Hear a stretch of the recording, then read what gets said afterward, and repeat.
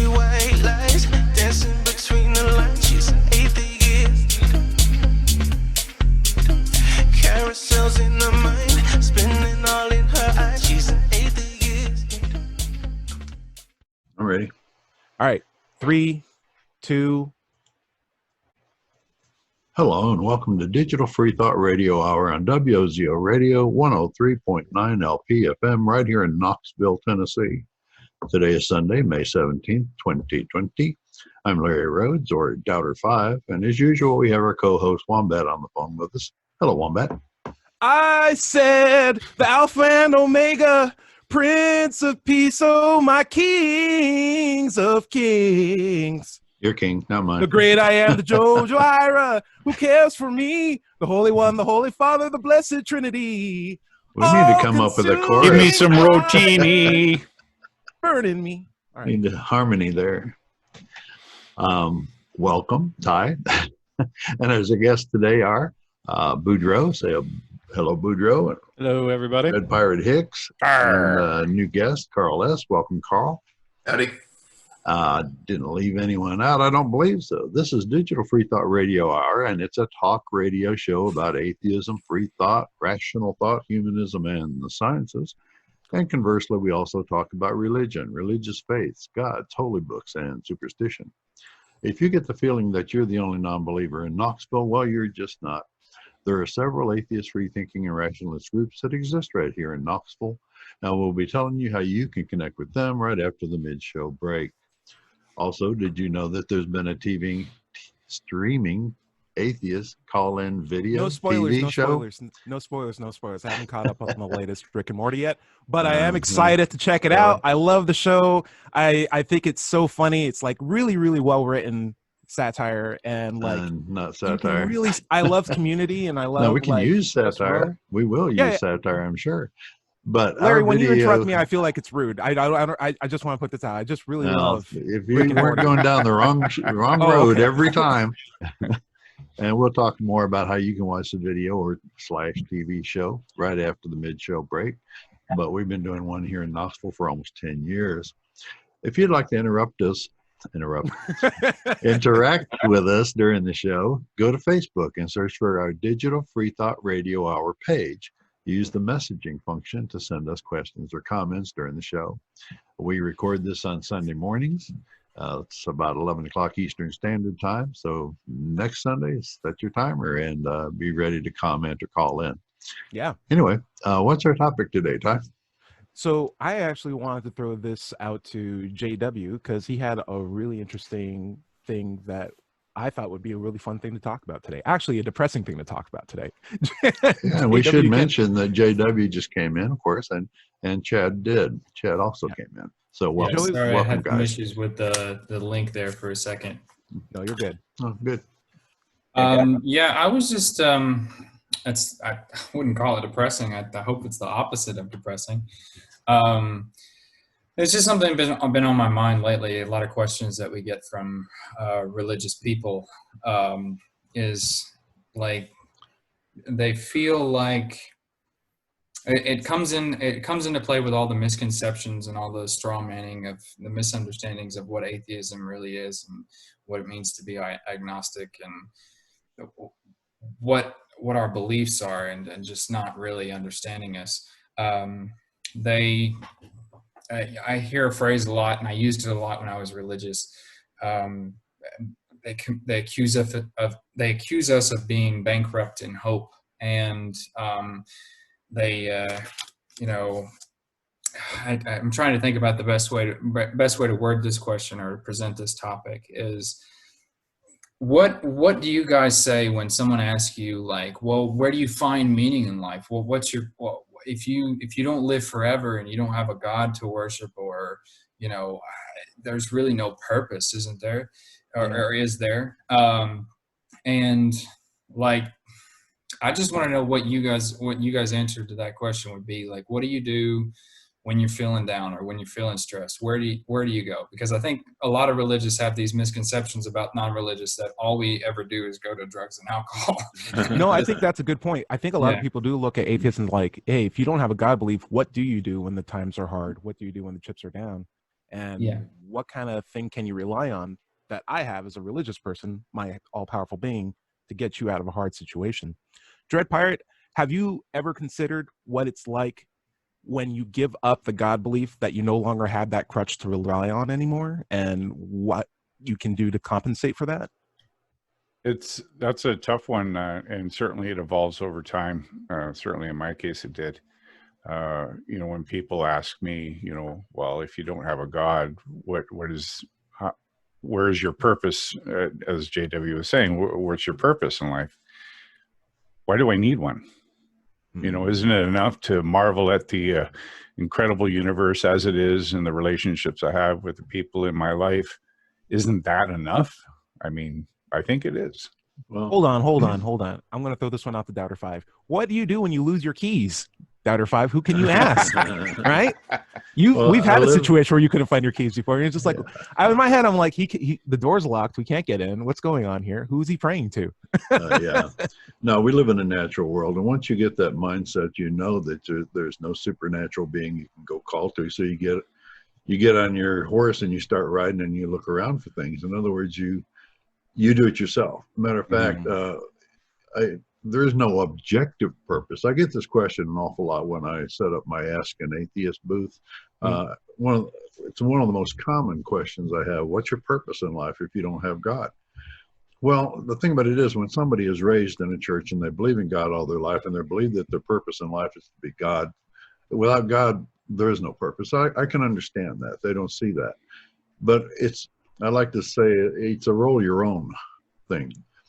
You create your own purpose in life, and you create many purposes throughout your life, and you can have many purposes at one time.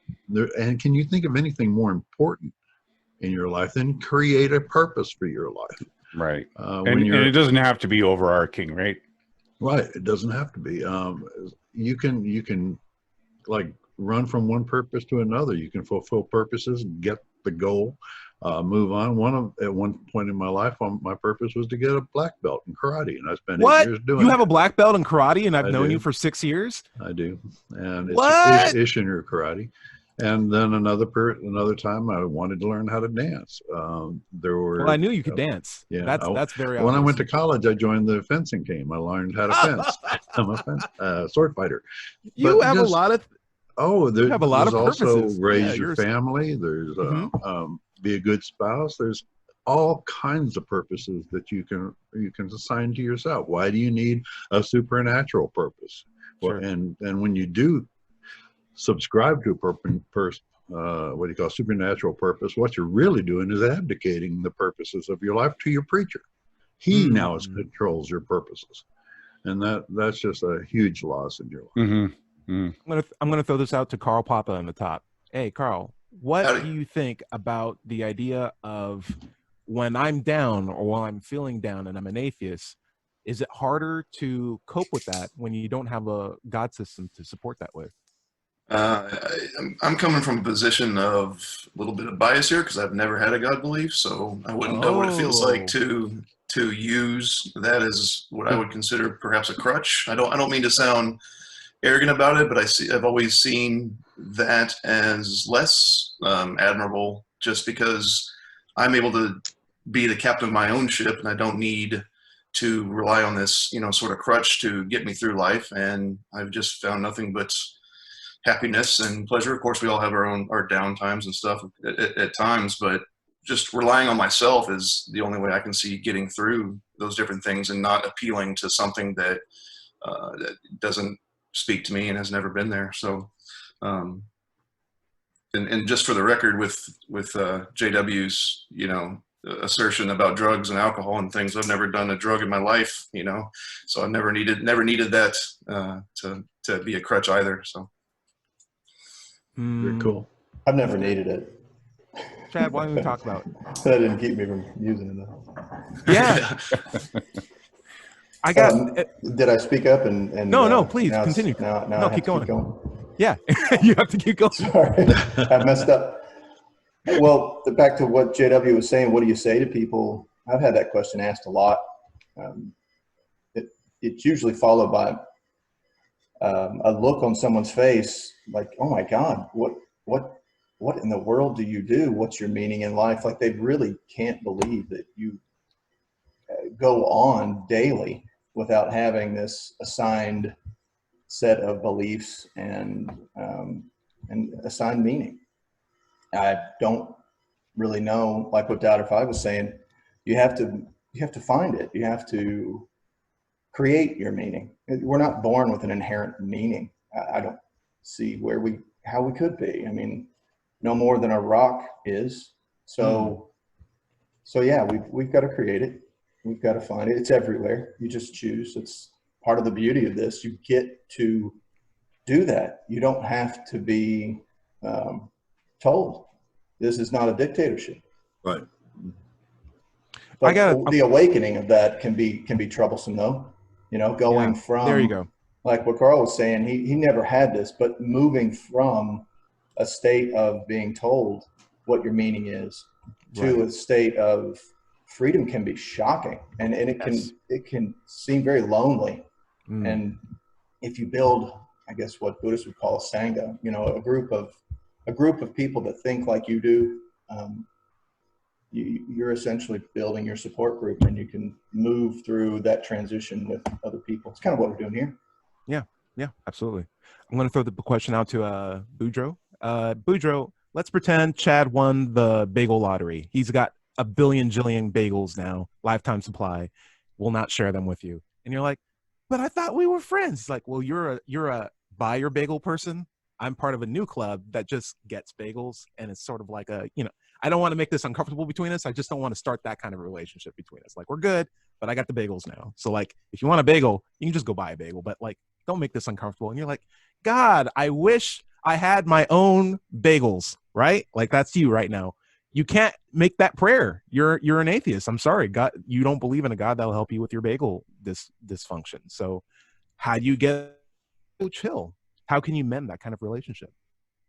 Well, first of all, Chad would never do that to me, ever. Right. Chad was very quiet during that entire analogy. He was like, yeah, I would probably do that. But you have access to all my bagels. I think as an atheist, it's pretty easy. I mean, I think, you know, eating babies, you know, cranking up Ozzy Osbourne. I mean, you get through the day. I mean, it's just nothing goes better with a bagel than a baby. Huh? Yes.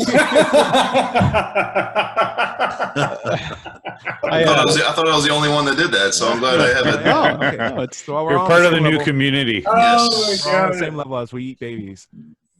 All right.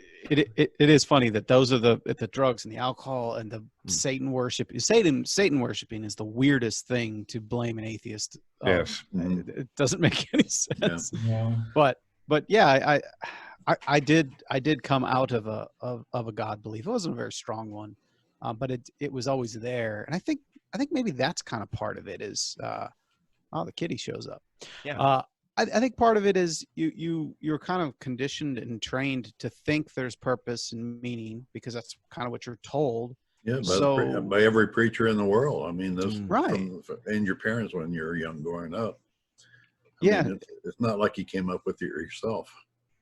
And then I think you just start looking for it in everything. Like a lot of folks like to think there's some purpose in evolution when again there's no.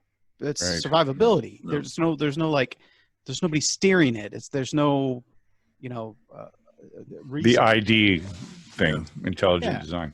Yeah.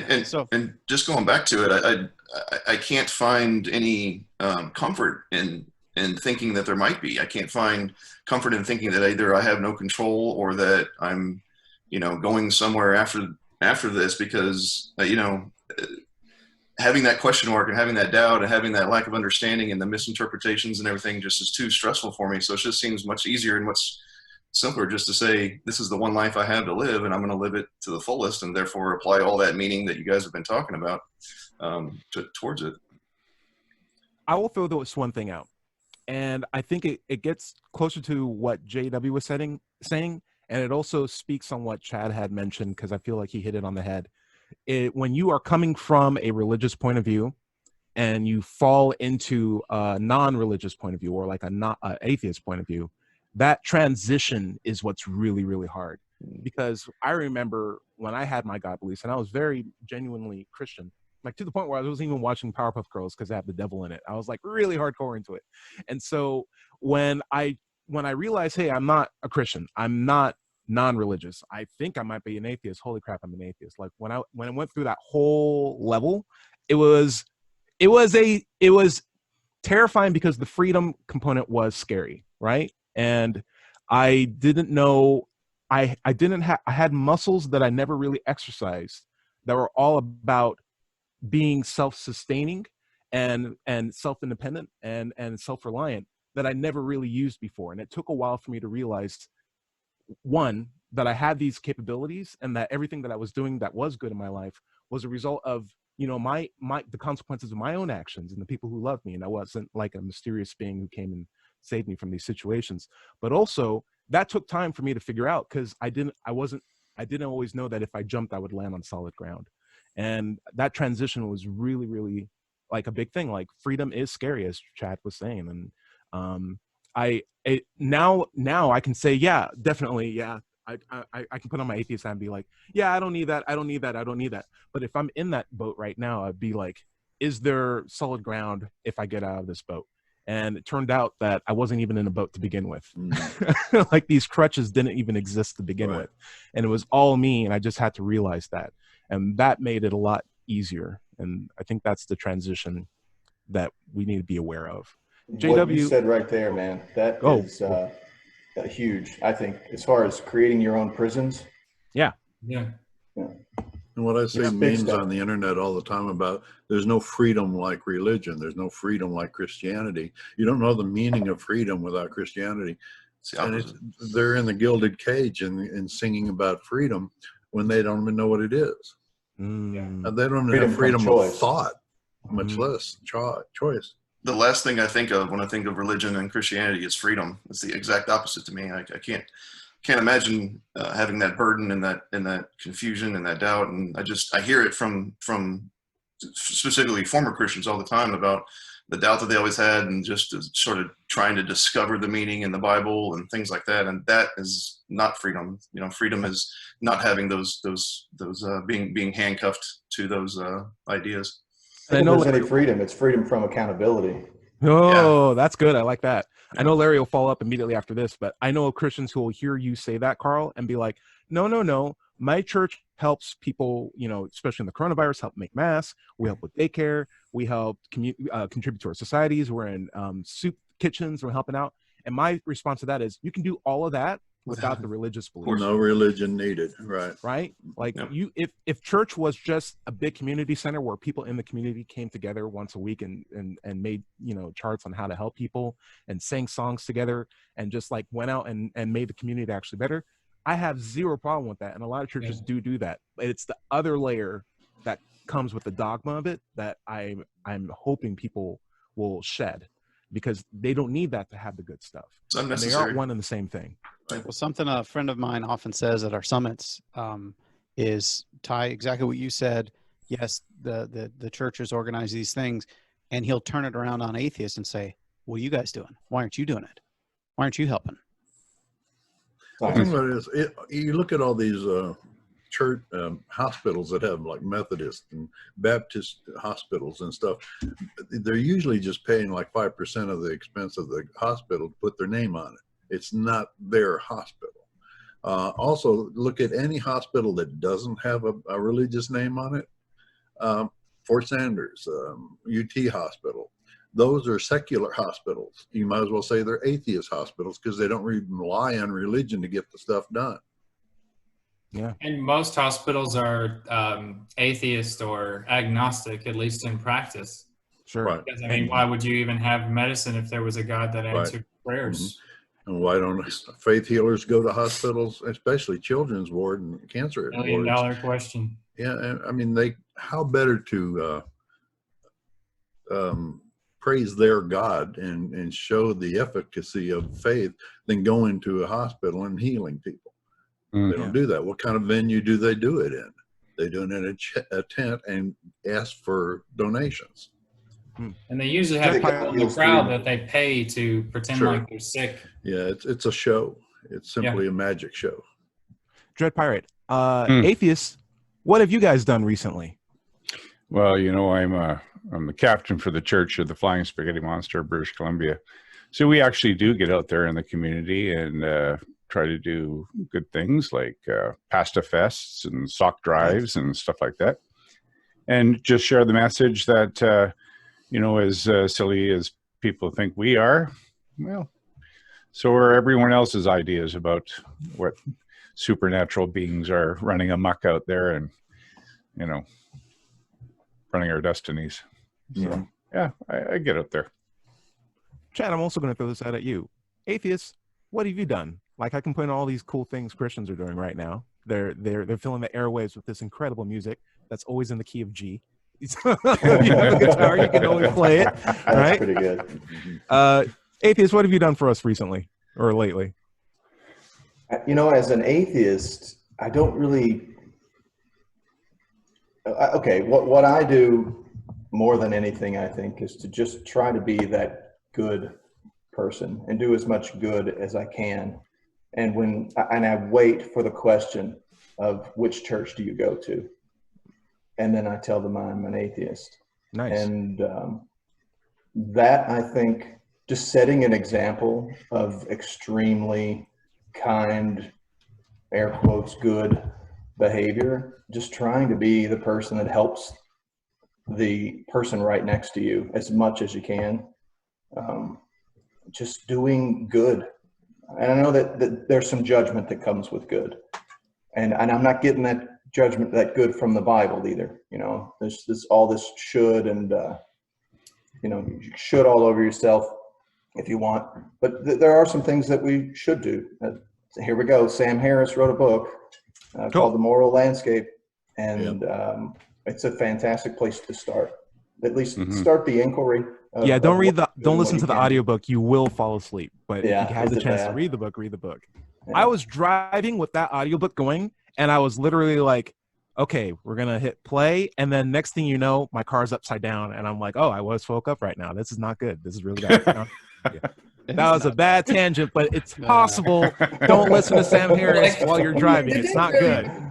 And the Moral Landscape is really, it's like, oh man, I hope we never. It's not a good voice for radio. I'm sorry. So it's not a good book to get woke with. Is that what you're saying? Yeah, exactly. That's good. How do we get back on topic? Someone help me out. Carl, last thoughts on this. Oh wow. Jeez. No pressure. Yeah, I don't know. I just think you know, I think what Chad said is to be a good example for your community is the best way to uplift atheism and to show that, you know, I think we've mentioned it on this, or y'all have mentioned it on this show before, is just be that neighbor, be the, you know, just be a good member of the community. And then, oh, by the way, I happen to be atheist at some point, and that, you know, comes out casually, and they can see all the good deeds that you've done up until then. And then, you know, all of a sudden it's like, oh, this whole time, this guy that's done tremendous work for the community or in his profession or her profession. And then all of a sudden, this whole time, it turns out that they were an atheist. You know, I think that speaks volumes more than anything else you can do. And I know places like the ACA here in Austin, where I live, constantly are doing things that are church-like in the sense that they go down and help, probably more church-like than the church actually, you know, does, but they go out and help the homeless, and they're constantly doing programs to do good in the community. So it's out there. It's out there for sure. I would like to take more of a SC point of view when someone asks me, like, what have atheists done lately? Because it gives the impression that we should base the merit of what people are doing as a determination on which group is better. And in my opinion, it's more of like, I think good people do good things. Yeah. And I don't think good people necessarily have to be religious. And if that's the case, then it doesn't matter if they're atheist or Christian. Good people can do things regardless of whether they have the God belief or if they don't have the God belief. So the question is, why do they have the God belief? And if it turns out they don't have a good reason to have the God belief, they can still do good things without it, which is the point of what the atheists are saying. Yeah. It's a spurious variable, right? It's something that they use. Ooh, that's the first time I heard spurious this year. Go for it. Yeah. Go for it. Well, it just means that it's a correlation that's made that's not, you know, A does not cause B, and it's actually something else, and that something else is, you know, being good spirited or just having a good moral compass or whatever it is, and it doesn't have to be associated with the God belief. So yeah.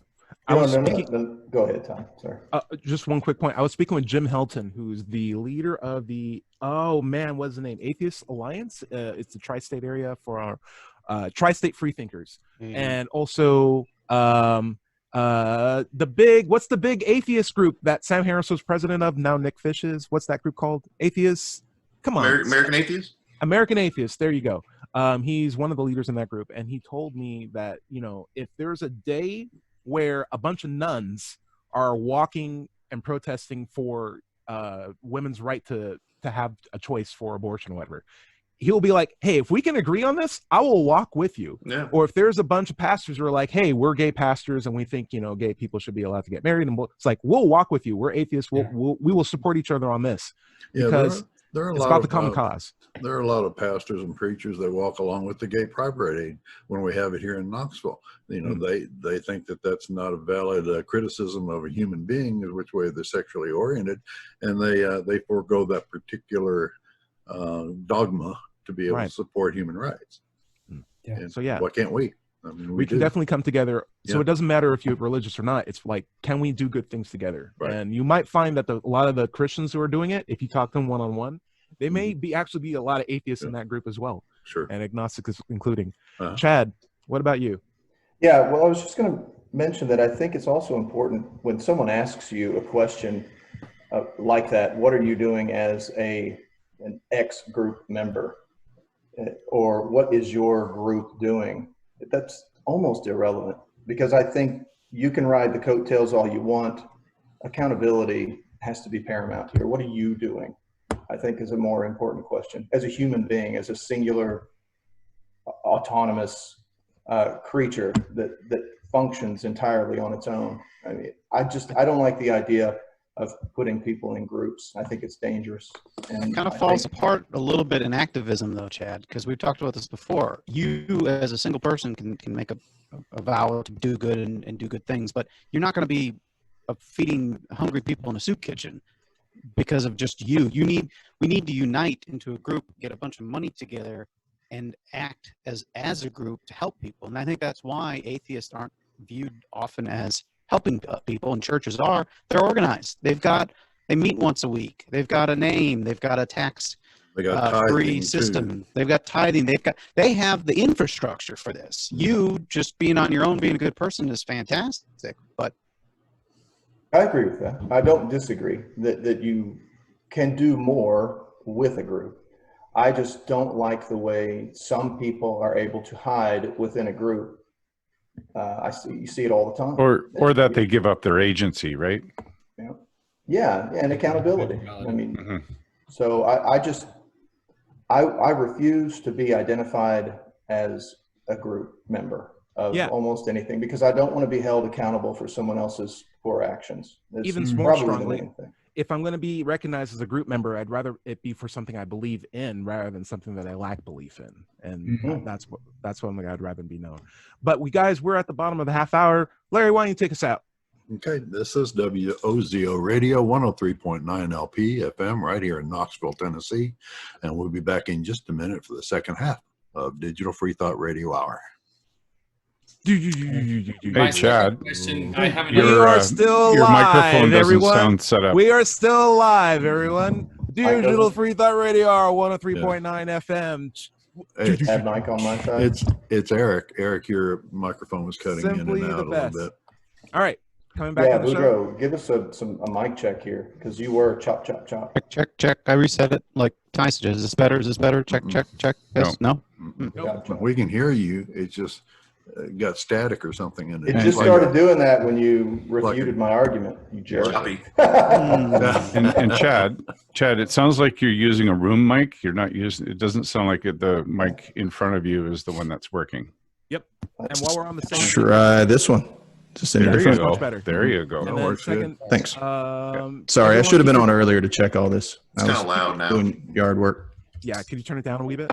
And then Step away from everyone, make sure your chat windows are open, so that way you can hear what we're saying in the background. It'll help us keep time for everything. Hear what you're messaging, you mean? Yeah. Because we were putting about that Chad thing. Cool. Eric, So I have a follow-up question when we go back live, if that's Yeah. okay. that's fair. Eric, could you mind saying some things? Let's check your mic again. Yeah.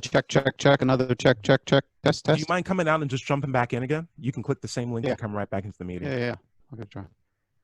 Guys, am I too loud now? No, you're perfect now. You're fine. Oh, thanks. Not so bad yourself. Thanks. Appreciate it. Yeah, it sounds good. Sounds good. Yeah. Yeah, running behind, trying to work on a house next door and flipping. Oh, go ahead. No, I was just saying I was late getting in. And apologies. House. No problem. And I tried to have some sort of a screensaver on my TV, but it skipped ahead to an episode where some shit was. Fire twirling, man. Yeah, This is crazy it's moving art on Netflix. How are you? Sometimes it's really chill stuff, but I guess I went to an episode where he was filming something else. But it's great stuff. How's it going, Boudreaux? Can you give us a It sounded test? like Ty said. It sounds okay. It sounds better. Much better. A little low. Yeah. A little low. It's a little low. Yeah. I can But- go up here. Yep. There you go. Too much. Too much. Going back. Okay. 20% back. All right. Okay. Cool. No, Right. it's chop again. Mhm. I'm choppy again. No, it's What? on the inside. Is it at the end? Chad, I'm not disagreeing with you. What happened? Yeah. Sounds good it's- on me. Yeah. Really? Okay, I'm It's hearing better it. than it was before. Yeah. Right? Okay. Mm. We agree it's better. We agree it's Okay. better. You should be good. When we come back, let's do like one quick listener question. And if we do a listener question, this is what I want to do. It's going to be silly, but I like silly things. I'm going to go, where is the love? Where is the love, the love, the love? And then everyone goes, where's the love? At the same time. Cool? Just Well, when- like really, Why really not, dry. here's the No one love? gives a shit. No, like Black Eyed Peas, where's the love? I'm going to do the whole thing, and then at the end, everyone goes, where's the love? Just like, You no mean one after sound, you no one stop? cares. After Yeah, you exactly stop? when I stop. So I'm going to Okay. try it again. It'll be like, where's the love? Where's the love? The love, the love. Where's the love? Like, Okay. everyone's just dry. So I'm going to try one more time. Where is the love? Where is the love? The love, the love. Where's the Where's the love? love? Where's- Is it where is or where's? Where is the love? Yeah. Where is the love? Where's the love? As flat and as unemotional as possible. Oh, okay. Oh, Where's the love? that's no We problem. can do that. That's We're easy. atheists. Sweet, sweet, sweet. All right, all right. So, Larry, I'm ready to come back. right. Whenever you're ready. I'm ready. Cool. Gonna give me a count? I just Oh go? yeah, forgot about that. 3, 2. Welcome back. I'm Dr. 5, and this is the Digital Freethought Radio Hour on WOZO Radio, 103.9 LPFM in Knoxville, Tennessee. Today is Sunday, May 17th, 2020. Welcome to the second half of the show. Let's take just a minute to talk about the Freethought groups that you can join here in Knoxville. First, there's the Atheist Society of Knoxville. We're in our 18th year and has over 1,000 members, and you can find us online at knoxvilleatheist.org. By the way, if you don't live in Knoxville, you should still go to Meetup and search for an atheist group in your town. Don't find one? Start one. Hey, Another large free-thinking group here in Knoxville are the Rationalists of East Tennessee. They've been around for longer than ASK has, and like 23 years, something like that. Okay. And you can find them at rationalist.org. They actually have educational meetings and presentations, so that's pretty cool. Earlier in the show, we said we'd talk about the Atheist Call-In TV show. We have an Well- atheist call-in TV show? wow. Yeah, it could happen. You It's need been to start telling people happening about for this. 10 years. Anyway, it's called Freethinkers United Coalition of Knoxville. It's online at YouTube, streaming version. Just go there and search for 3 words, Freethinkers United Coalition. And remember, you can find their archive of the shows on YouTube where a fan has been posting them. Also, if you're interested in getting involved in this TV or the radio show, just come to an Ask Meetup or RET meeting and talk to us about it. You can be our next co-host or guest. And you can find or comment to us on Digital Freethought Radio Hour Facebook page. Leave a comment and we'll get back to you. On our show today, we have Dread Pirate Higgs, Carl S., and J.W. Kennedy, Chad the Impaler, Boudreaux, and our co-host, Tyrone Wells. Dr. Wells, Hey! Wombat. Took me a minute. Yeah, that's fine. Yeah. All of those were counted. All of those Okay. count. You were saying that we had a question from a listener, and Yeah, we'd like to get we into have that. we have a segment that we're going to be doing a lot more regularly. This one's called "Where is the Love? Where is the love? The love, the love." Where's the love?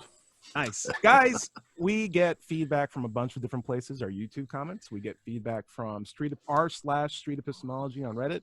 And then, of course, Facebook, as well as Larry's email, which he'll denote at the end of the show. But if you really want to get in touch with us, comments are good at the bottom of the YouTube channel, as well as r/Street Epistemology or on my Patreon feed. Here is the question. It's from Gentry9. He wants to know, hey, is this show a call-in show or is it just a discussion podcast? I thought you had mentioned that this was a call-in show. If so, how do I call in? Doubter 5, how do we answer that? Well, they'd have to go onto our Digital Freethought Radio Hour Facebook page and let us know that they're interested in calling in. And then we will give them the link to join our WOZO podcast, Zoom meeting. And then they could join us there and call in. Yeah, so we're still filling it out right now. Like this is still, like I think we just switched to Zoom recently. What I think would be good is we will eventually most likely broadcast this simultaneously over Twitch. So we'll give out those Twitch information when we're on Twitch and people can just comment live. Right. If people want to call into the show, we'll probably broadcast the Zoom login channel on my Patreon account and people can come in through that. But we'll figure out a way for people who want to talk and give us questions live and join the conversation to join in the conversation. But for right now, please bear with us. We're still getting all the technology sorted out. Right. Yeah. Anyway, how about we get back to the main topic? All righty. Well, I have a follow-up question to the main topic. What kind of things, since we don't have religion, what kind of things do we find specifically? Where do we go to find meaning in life? What specific philosophies do we find comforting and beneficial? What specific coping skills or healthy habits that we think work well for us? And maybe we could send suggestions to anyone listening who maybe is in a deconversion process or who has been out for a while and was wondering what the heck to do with their life. So are you saying, like, if we meet someone who's maybe recently an atheist, maybe just dropped the religion, or maybe never really put a lot of thought into it anyway, and they don't want to fall into a God belief, what could we recommend as something that we fell into or something that we subscribe to or follow? Yeah, in a sense, and it can be something personal too. Maybe a quote that really, it comes to your mind often, a philosophy, a topic that you do, or just a song, even or a leisurely activity that works for you. Cool. Could be anything. I got a good quote that I've fallen to. Friedrich Nietzsche, who said, that's interesting. Yeah, I know, right? So here it is. It says, "Know thyself, for all that thou doest and thinkest and desirest is not thyself." So I've fallen to that one as our go-to. That's interesting. I like that. Carl Papa, what do you got for us? What's your recommendation for the theists that's trying to enhance themselves? Well, I think finding the community that we've been talking about. What I mean is, the way I sort of vent out some frustration and things that is going on in my life is I find other people that are like-minded, and not so much just to be involved in an echo chamber or something like that, but rather, for example, for me, I started practicing street epistemology. I found that, you're good at it too. Well, thanks. I, found that it's kind of like a mechanism that I can use to explore a little bit about my own beliefs and things like that. And I just have found that to be an outlet. Also watching, regularly watching stuff like the Atheist Experience every Sunday and kind of using that as my church, if you will, and finding that community and just being able to watch and just really listen to them speak on things that I agree with is huge for my, coping mechanisms. I used to watch the AXP religiously until I got more into SE, and I realized the approach that's being used on the show, while yes, it's evolving compared to how it was like early on. Like I think like Anthony Magnabosco and his whole team really did a number on Matt because he's much more patient and willing to ask, like, how'd you get to that conclusion? Why do you believe that? Yeah. Rather than just saying you're an idiot and hanging up the phone. Right. There's a show called Talk Heathen that seems to practice SE a lot. Like, they're very patient people. Also, Truth shout Wanted. out. Yeah, Truth Wanted, Objectively Dan's show. That is just basically SE, and that's much more up my alley in terms of watching. So there's a lot of channels available for people who need to have that like mental coping. Beyond just the AXP, you got Talk Heathens, Yeah. you've got Truth Wanted, and some of the shows I can't say on radios. But yeah, check out their stuff. Literally, The Scathing Atheist to me is one of the funniest. So Yeah. check that one out as well.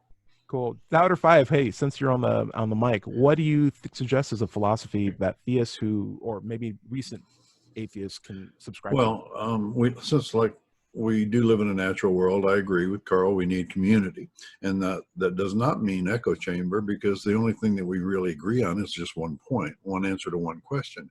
We're all different. We all have different views on different things. Find community, and if the core reason that you're getting together with another person is the fact that you believe in a supernatural being that's never been demonstrated, that's not really a good reason, but at the same time, it's still community, and we're human beings. We're communal members of society. Find a community.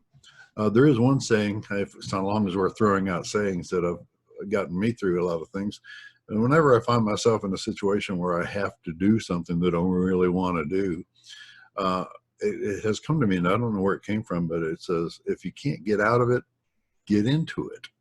Ooh, And I like that. That lets me take a second breath, go into it, dive into it with a different attitude, and hopefully get through it okay. I like that a lot. That's really good. I like that. All right. Chad, how about you? What's a philosophy that you particularly appreciate that you would recommend that someone who's like, hey, I'm a new atheist, I don't really know what's out here, what would you that I check out? I like Stoicism. I think it's really, really fun to read some of the old Stoic books. Is it bad to say I don't like Stoicism because I think it's too stoic?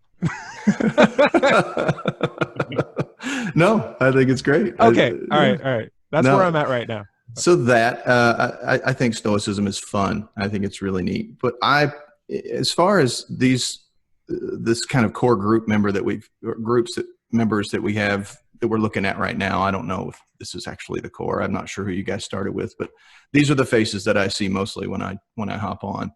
I'm likely the most, and this might be, I might be wrong here, Dredd. Kind of, I hate to say I'm spiritual, but I kind of am. There's a part of me that really longs for a weird ethereal connection to this existence. It's not all black and white with me, and I find a lot of comfort in things like some spiritual teachers that are open to all religions. Like there's a fellow called Muji that I occasionally watch. Now, he comes from a Christian background. He studied under Hindu practitioners, and he's a lot of woo-woo to most people, but there's something very calming. I enjoy listening to him. I agree with much of what he says. So I think there's a place for that. I would hate to push those fellow atheists aside that feel the same way I do, that are longing for a deeper connection. And not to say that you guys don't have that. It's just that some of us feel the pull toward. When you think about it, most Eastern religions are atheistic religions. Buddhism, Shintoism, Taoism, they don't have a God per se. Right. They're atheistic, but they're very spiritual too. They're philosophical. So I think that's a valid orientation. Yeah, I think that is sort of like a mental discipline of reducing your ego so that you can be way more empathetic beyond what most people ever have the opportunity to be. And what you're really connecting with is people on a level that most people are afraid to let themselves be vulnerable to open themselves up to. I agree. And when you put it in that context, that is completely inoffensive to me or any other atheist that I even know of. It's more along the lines of, hey, my name's Moogie. I shouldn't use that one. My name is Poogie. Excuse. My name is Poogie. I believe in all these empathetic levels. Also, for $19.99, I can sell you this water that will make your legs get longer so you can run. It's like, oh, now you went too far. And yeah, there's to take that extra line. You have to watch out for gurus for sure. You do. You have to watch out for them. They're just as corruptible as the rest of us. Right. We're all goopy. people. Yeah, and if I had a quote, it would be, "What you are looking for is where you are looking from."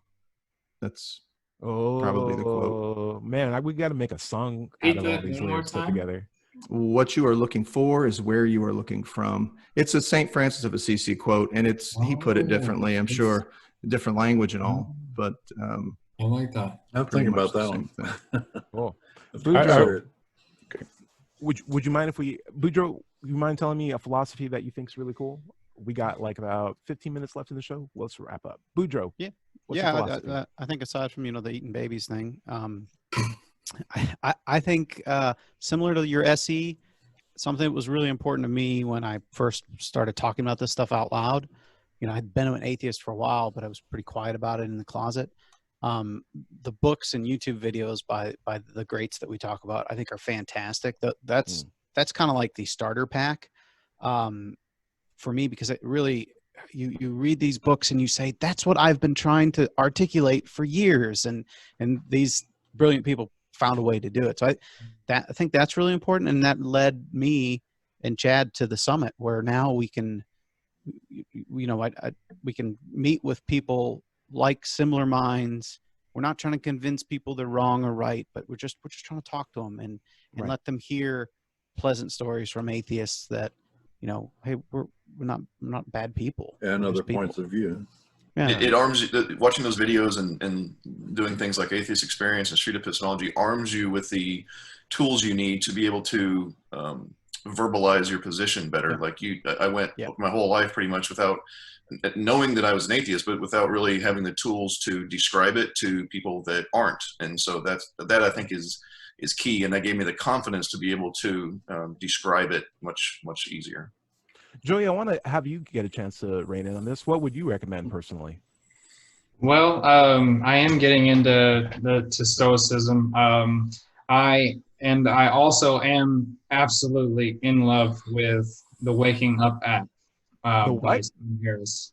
Sam Harris. And meditation app.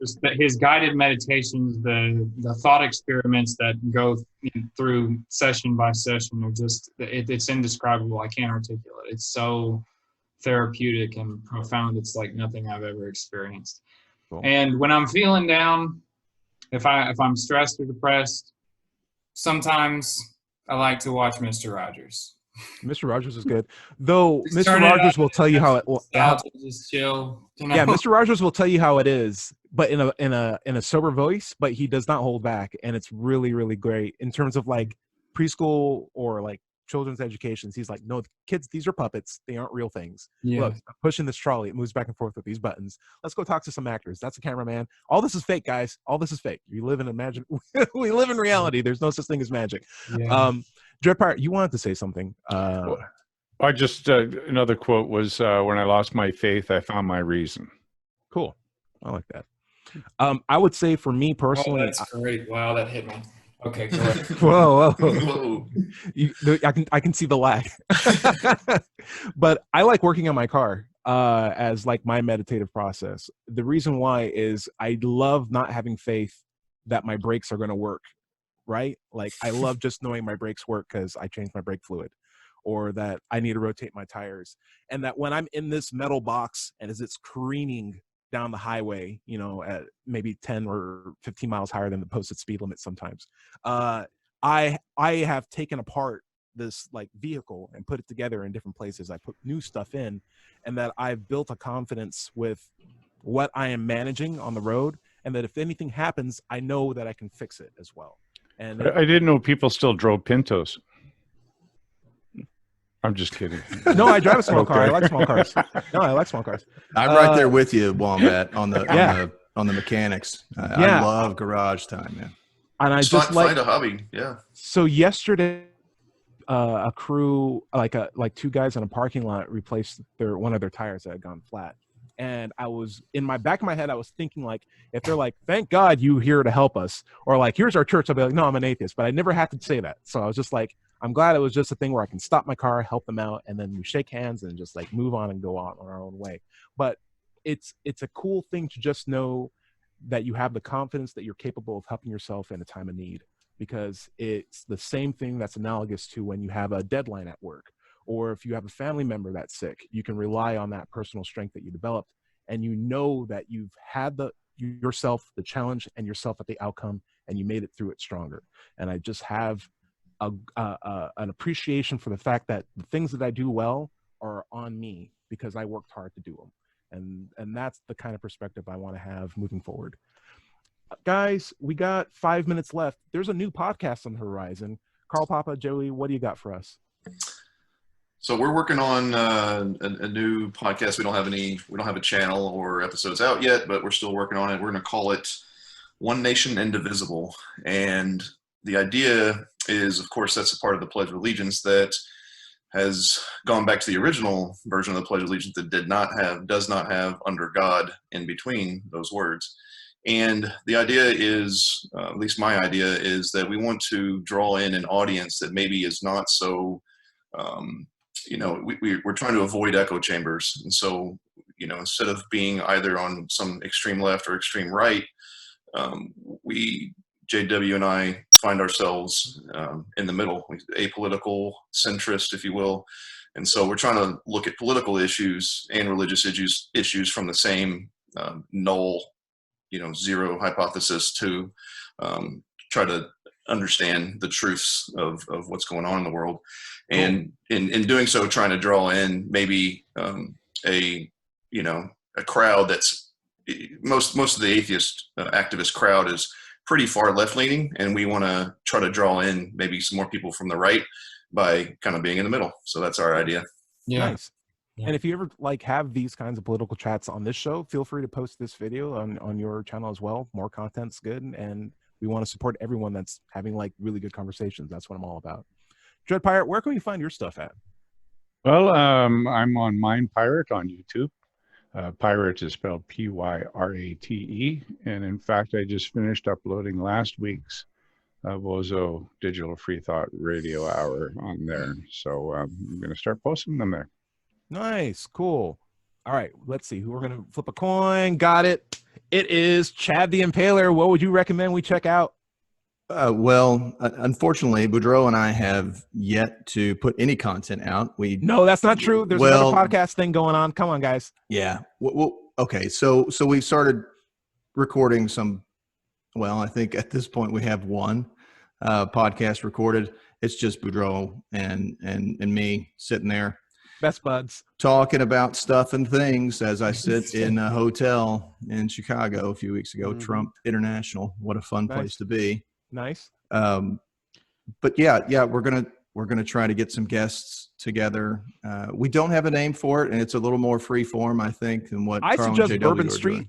I suggest Bourbon Street because it's a good name. It's right there in the logo. Yeah. It's good. That's good. And it's like, hey, get some beer or whatever and just chill on the street, whatever. Yeah. All right. Maybe that's it. Bourbon Street epistemology? Huh? Nah, I really don't like the word epistemology. I think it's that's awesome. So many syllables. All right. Yeah. Boudreaux, what do you got? Yeah, I just echo what Chad's saying, but we could probably do a crossover podcast where we could get with Carl and JW, because one of the things we're trying to do too is to kind of break the mold of what, the typical leftist atheist is. One of our summit guests now has actually come out as a gay Republican atheist. And that's a really interesting Venn diagram of beliefs, I think. So people are out there. There are, they're right-wing atheists, my dad among them. So does it speak to the fact that I spent so much time at political conventions doing SC that doesn't surprise me as much anymore? Like, I've spoken to drag queen gay Republican atheists before. It's like, that's just normal for me now. It's so weird. It's so weird. My life is. It's amazing that there are people out there are politically free thought, Yeah. they draw their own conclusions, and they don't choose, they don't, like, you don't have to be liberal if you're gay, you don't have to be conservative if you're straight, you don't have to, you don't have to be liberal if you're an atheist, you don't have to be conservative if you're religious. Christian, yeah. Yep. It's a rarity, but hopefully it's something that'll catch on. Very cool. All right. That or 5, where can we find you? And can you please close us out? Well, of course, you can go to digitalfreethought.com, which is where our blog resides. You can click on the blog button for our radio show archives, atheist songs, and many articles on the subject of atheism, which we cover on this show. If you have any questions for the show, you can send them to askanatheist@knoxvilleatheist.org, and we'll answer them on future shows. If you like our podcasts, you can tell your friends that they can find them on YouTube. I mean, iTunes, Stitcher, Luminary, podcast.com, iHeart, et cetera, et cetera. We're out there. Right. And as a weekly reminder, I like to tell and remind everybody that everybody is going to somebody else's hell. The time to worry about it is when they prove that heavens and hells and souls are real. Until then, don't sweat it. Enjoy your life. And join us again next week, Wednesday night, 7 o'clock on WOZO Radio, 103.9 LP-FM right here in Knoxville, Tennessee. Say bye, everybody. Bye, everybody. Bye, Take everybody. care. See ya. See you.